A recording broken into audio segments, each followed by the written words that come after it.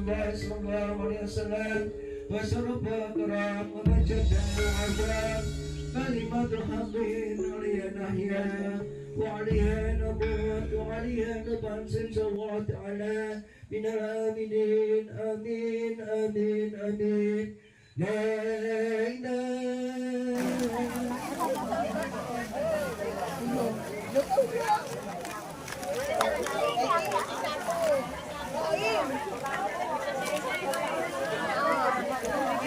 Bapak itu masih enggak?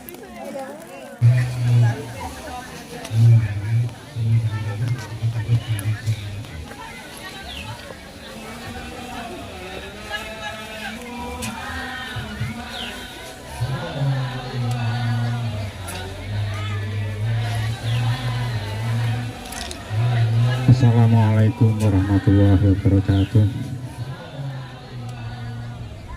Alhamdulillah nahmadu wa nashkuruhu wa na'udzu billahi min syururi anfusina may yahdihillahu fala mudhillalah wa may yudlil fala hadiyalah. La haula wala quwata illa billahil aliyyil azim. Sholli wa sallim ala sayyidina Muhammad wa ala alihi wa ashabihi ajmain.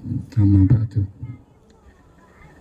Bapak Ibu para rawuh kakung sumawana putri ingkang satu bagya mulya, wabil khusus Bapak Kiai pangembating praja, Bapak Camat, Pak Lurah, Pak RW, Pak RT, LPM lan sapanunggalanipun.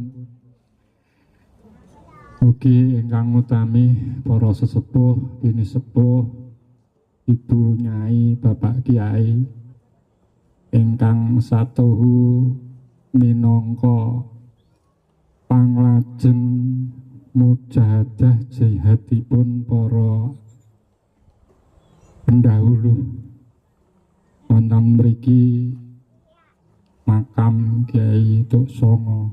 Kula panjenengan menika minangka penerusipun. Alhamdulillah kula sowan wonten mriki wonten ngarsa panjenengan sedaya wonten raos trenyuh, Pak. Wonten raos trenyuh.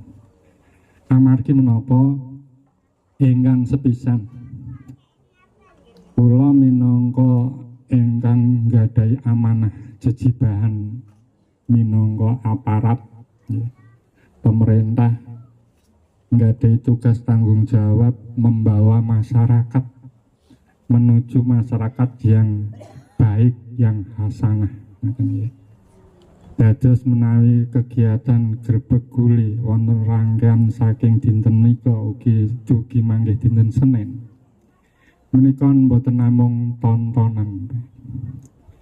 Bondo donya mboten kula beta, derajat pangkat mboten kula beta, namung simbah Kiai Tuk Songo ninggal asma, ninggal pitutur, ninggal piweling dumateng kula panjenengan sedaya. Menika ingkang kedah dipun gatosaken. Wonten kula panjenengan nyuwun ngapunten Pak Kyai, kula matur sekedhik. Padha ngaji, padha ndres, ning mbok menawa ora mudeng isine.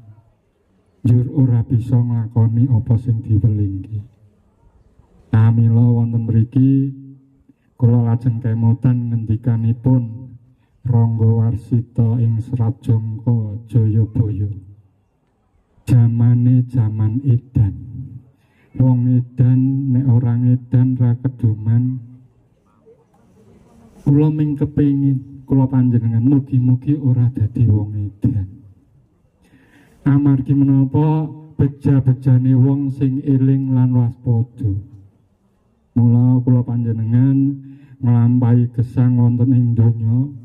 Bondo panjenengan ingkang dipun upayaaken dipun kumpul-kumpulaken menika mboten badhe kita beto. Nanging asma ugi piwelang pitutur saking simbah yaitu Songo lan sapanunggalanipun menika ingkang dados piandel supados kula panjenengan saged bebrayan guyub rukun teng masyarakat kanthi perilaku ingkang hasanah, ingkang soleh, ingkang migunani tumrap sesami. Bapak Ibu lan sedaya kemawon, ting mriki mboten kathah kula matur, kula namung nyuwun donga pangestu. Mugi-mugi kula lan sak kanca aparat nika dadiya aparat-aparat ingkang sae, ingkang saged mikiraken masyarakat, mboten namung mikir isine weteng lan sugih bondo.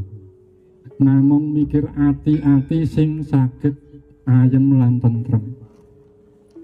Kathah ingkang sugih ning yo isih gelem ngeruk bandane liyan, koruptor lan sapanunggalipun.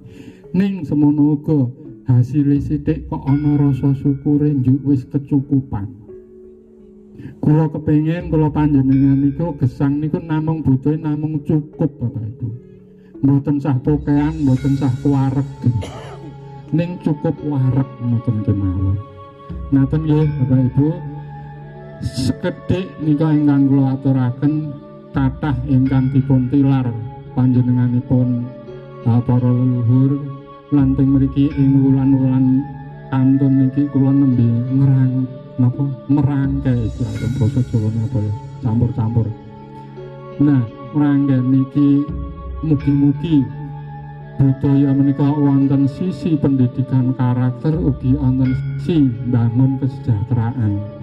Nek panjenengan sok ziarah teng Wali Songo, Sunan Giri, Sunan Ampel, Sunan apa mbok teng Magelang sampun dirintis ziarah Syekh Subakir niki nembe kula rangke Nambangan, Tuk Songo, Gajah Barong, Tunggul Wulung, Ndumpa lan sapanunggalipun.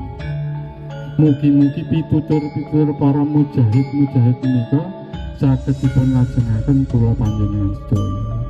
Ngoten nggih Bapak Ibu, dados ziarah ingkang level sahabat wonten Mekah Madinah, ingkang level ulama-ulama wonten Wali Songo, nika ingkang level-level sasanesipun tabi'in lan sapanunggalanipun nika ugi kedah dipun gatosaken.